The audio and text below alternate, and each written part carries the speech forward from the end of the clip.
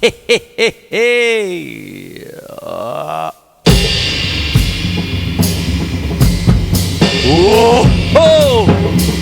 Hello!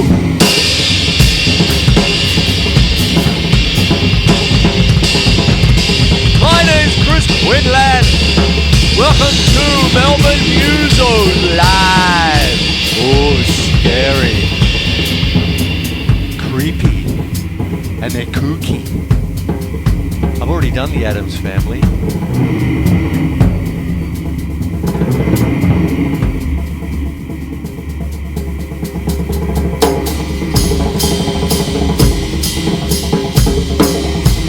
Tonight is all about splitting things, resolution points, vertical and horizontal, lots of little things that I talk about a fair bit, but I'm going to mash them up a little, and then I'm also going to do a few different sounds. At the moment, we have a bit of a choir here.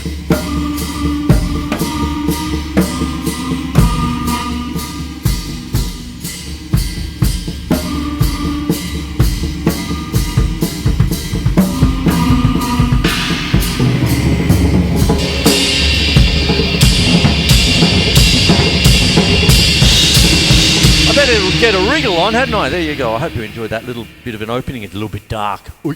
There you go. Brooding. Creepy. There you go.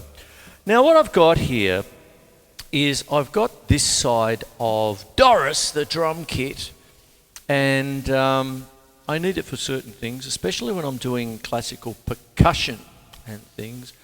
You've got your piccolo toms, you've got... I might take the choir out for a second and just do this.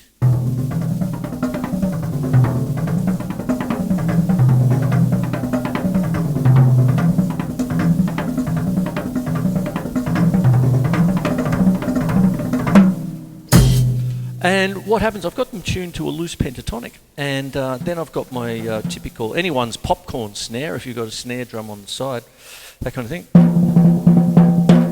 Main snare.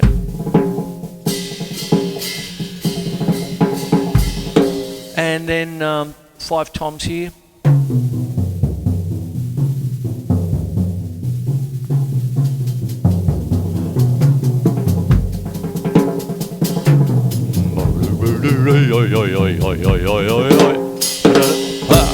Now, what happens is that if I tend to do the vertical and then the horizontal, what I'm talking about is something that I did the other week, volume control, 1 to 10. There you go. And being able to take it, you know, something like that.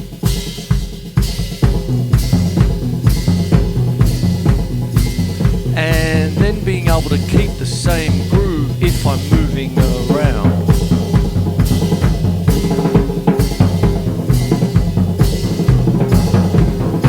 Now what I did then was I went from single strokes to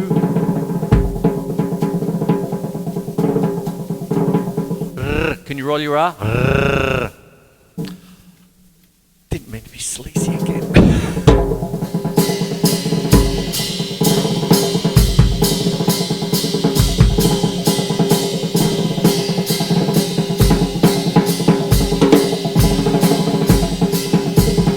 Now, resolution points. This is a little quick one, and then I'm going to elucidate on them, you see. What happens is that if I'm, say, doing just... got the little splash hats going. I love my splash hats. They're not used nearly enough. The reason why I did that was way back when with the Zappa Instrumental, and when we were doing things like the Black Page...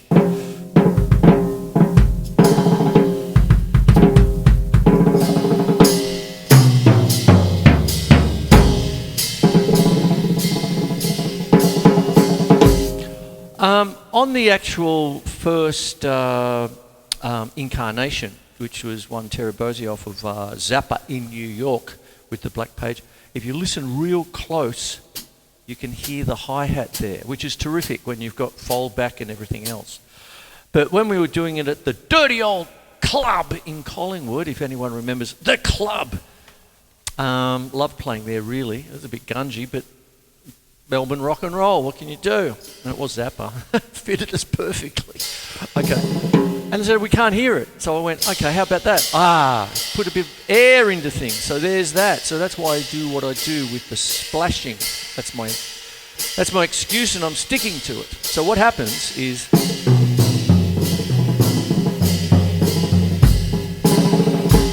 resolution point. There's your beat.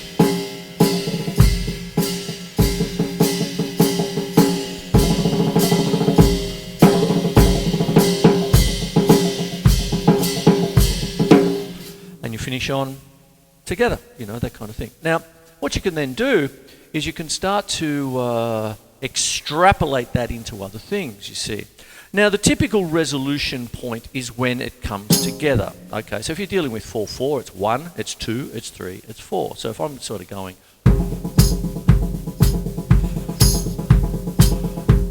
there's your resolution point.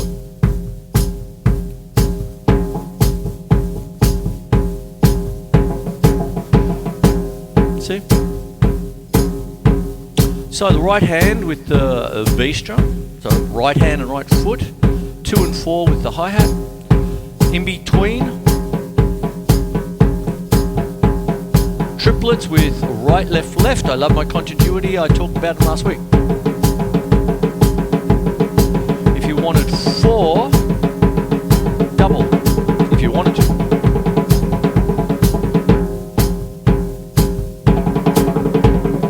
Five.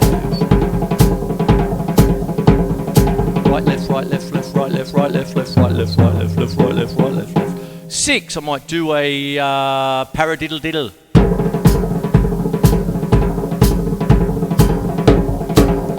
Resolution point.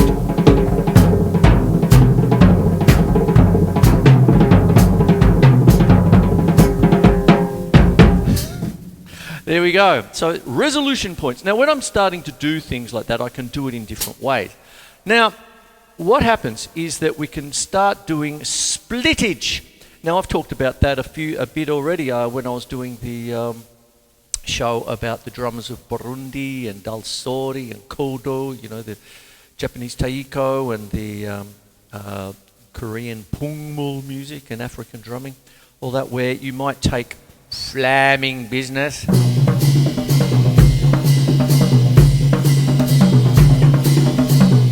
you hear the...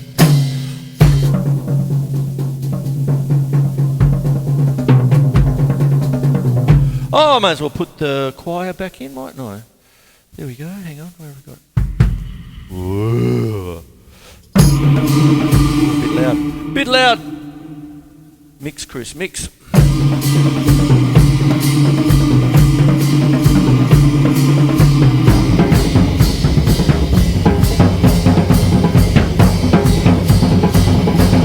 Flame taps there. You see? Resolution point. I could do these different things and then come back in, hopefully, with the little Spike, you see. Hello, Spike. How you going? You watching? Oh, bit of a name drop. My good friend, Spike Quinlan. Hello! I fell into that. Now, what starts to happen is when you're doing things like that, if I sort of kept it to, say, snare drum, there's you can start talking about shades of the old Buddy Rich and the Genie Krupa.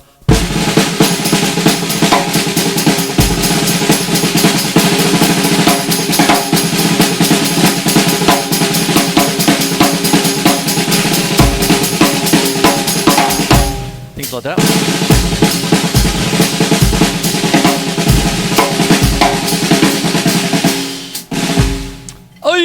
And that's what you can do, you see. So I'm going to take exactly the same thing, but I'm going to do two different things with timbre, sounds, mallets. I'm softening the attack ADSR from about 4 or 5 episodes ago.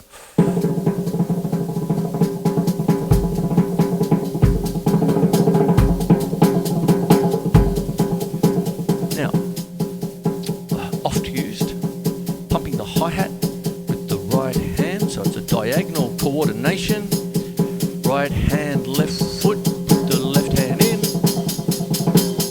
up.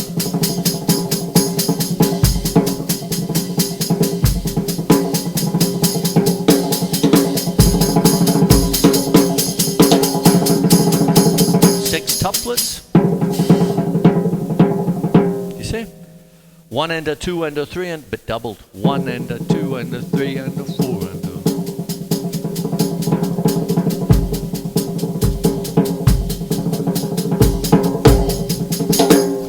Hope you're getting something out of this anyway. There you go. So that's what that is. Now I'm going to change it up a little bit. I'm going to go to the let me see, Chinese erhu violin.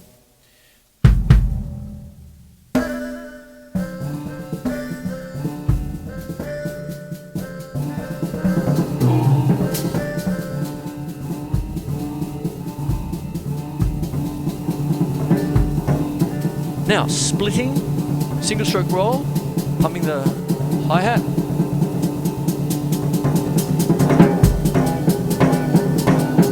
Bit of a cross rhythm there. 1 and a 2 and a 3 and a 4 and a 1 and a 2 and a 3 and a 4. But that's still normal, so it's a hemiola from Espanola.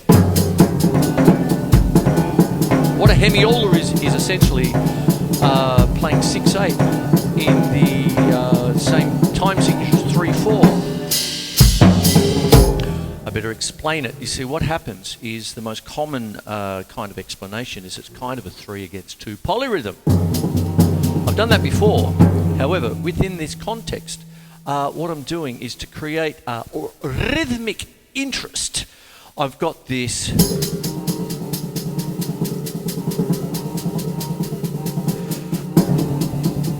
split, still a single stroke roll, then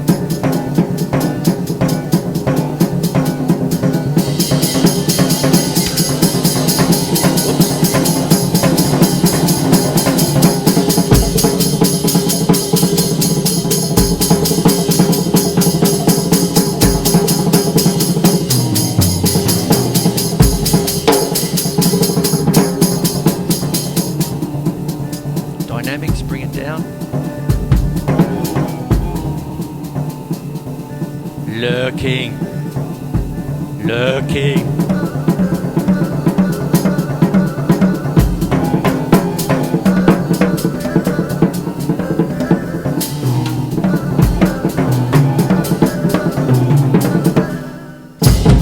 So what happens there is that I've got a hemiola, which is the kind of feeling where you're playing a 6/8 feel in the time of 3/4. I often come back to this because I you know, like on the other end of the TV, you're probably throwing a can of beer at me. Like, is it the same? They got bloody 6 quavers. Yes, but think of it like your times tables. The number 6, okay. Now it bobs up in the 2 times tables, 2 times 3. So if you've got 2 3s, 1, 2, 3, 4, 5, 6, 1, 2, 3, 4, 5, 6. But then it bobs up, the number 6 bobs up in your 3 times out, 3 times 2, 1 and 2 and 3 and 1. So you get 1 and 2, 3, 1.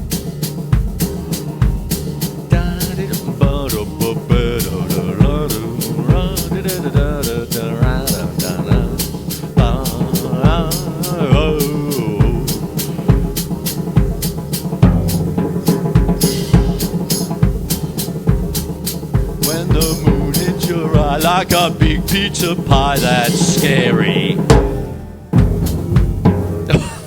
I don't know where that came from. That was unscripted. But that's 3/4. 1, 2, 3, 1 and 2 and 3. Boom, bum, bum, bum, bum, bum. Chim chimney, all that stuff, you see. But if you're going 1, 2, 3, 4, 5, 6, 1, 2, 3, 4, 5, 6, 1, 2, 3, 4, 5, 6, 1, 2, 3, 4, 5, 6, 1.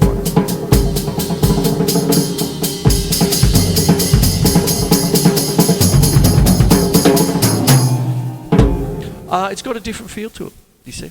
There you go. There's the difference between that hemiola. That's what I'm doing there. Get back to it.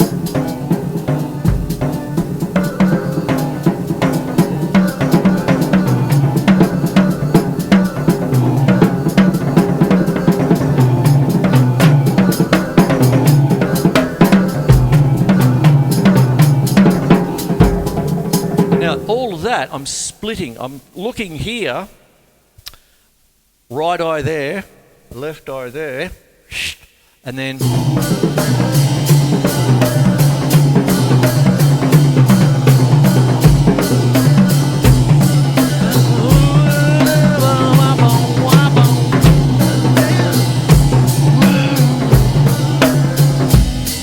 missed.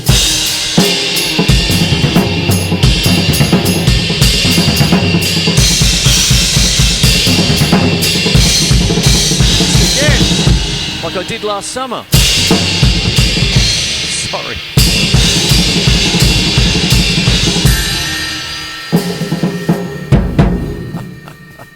Oh boy, there we go. All right, I better get a wriggle on. What have we got here? Ooh. So what happens is, let me recap. I'm really talking about two things. I'm splitting things. I'm talking about resolution points. I've talked about the hemiola from Española because it's used a lot in flamenco music. And what happens then?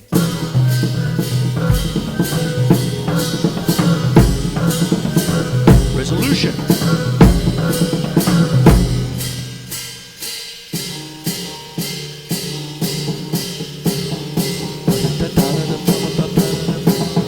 Triplets.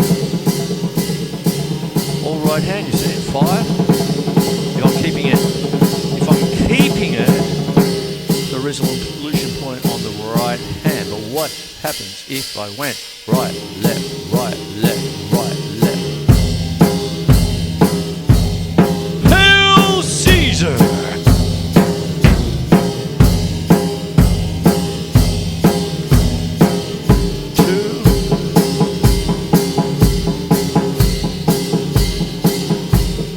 3,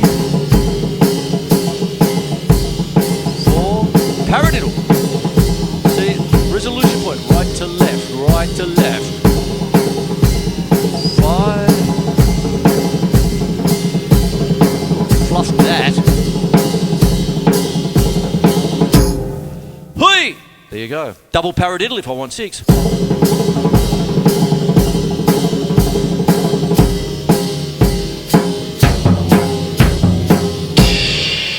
There you go. You see, that's what happens there. Resolution points, you see. So when you're actually bringing it in, when you're seeing the greats like a Buddy Rich or a Gene Krupa, I'm just mentioning two, but it could be anybody.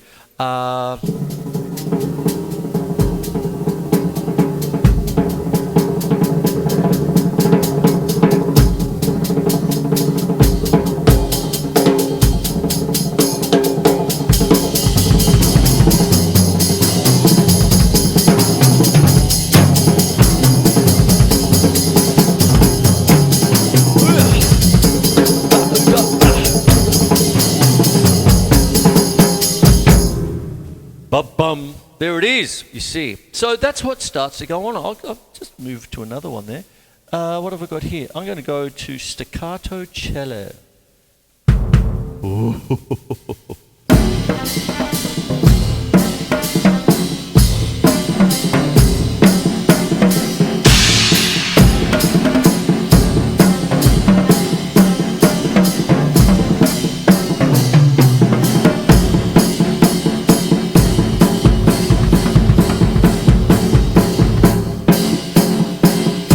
2.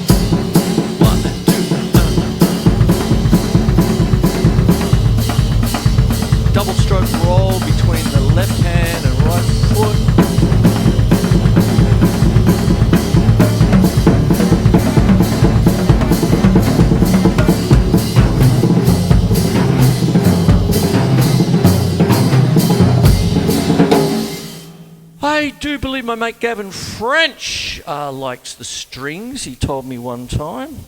Hello Gav, if you're watching, there you go.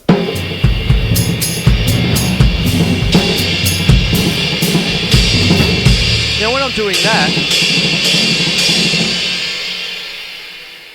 winding it up, thank God a lot of you are saying out there. Of course that's the resolution point, and I'm going.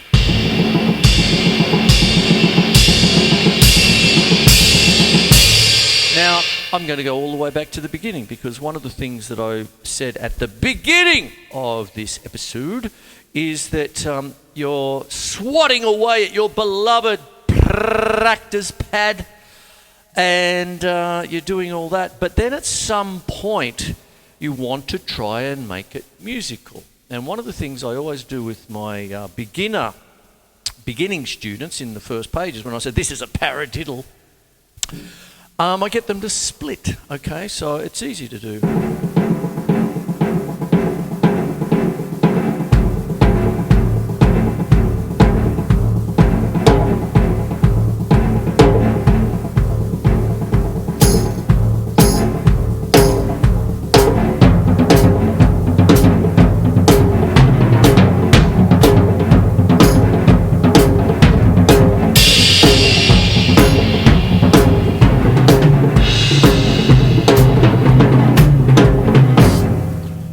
There it is, you see.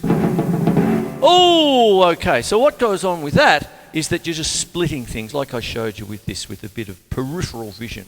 And like I've often said, this would be anybody else's octapad or something. So how many of you out there might have an octapad? Well, you got two more than me, mate.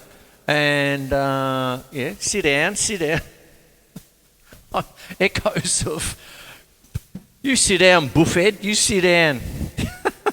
God, that's nearly 3 years ago now. There you go. Elbow sneezy. There you go. So what it is you got the octapad and then a little popcorn snare on the left-hand side. Ooh, and there you go. You see, so what happens when you start doing things like that?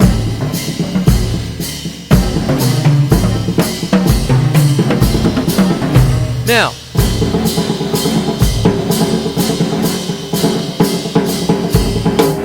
when I go back to sticks, take the cello out, staccato means staccato, short, keep it short, staccato. As distinct from legato, smooth and connected. Oh my Lord, I'm getting visions of my ex-mother-in-law, Gina. Hello Gina, how are you?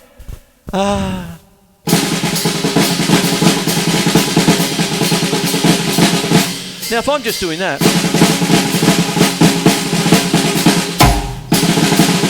there's your resolution point, right? Then you put in your flam accents, flam taps, whatever it is.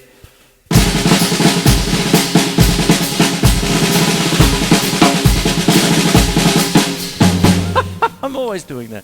But now I'm going to take the mallets back, take the snares off, put the cellos back in, and split them. And so I'm just going to go, I don't know, here.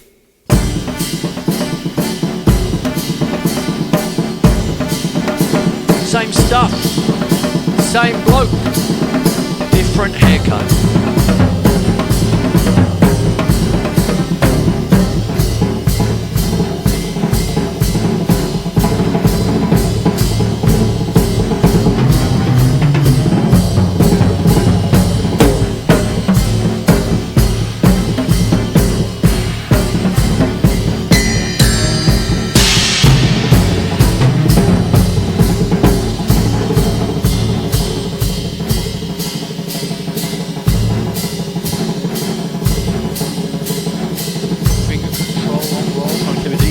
A la timpani.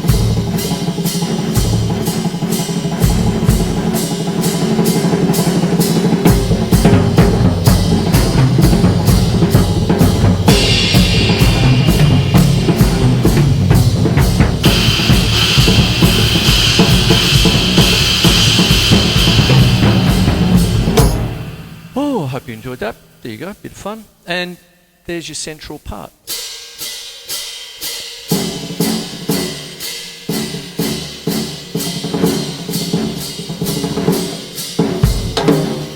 Get it?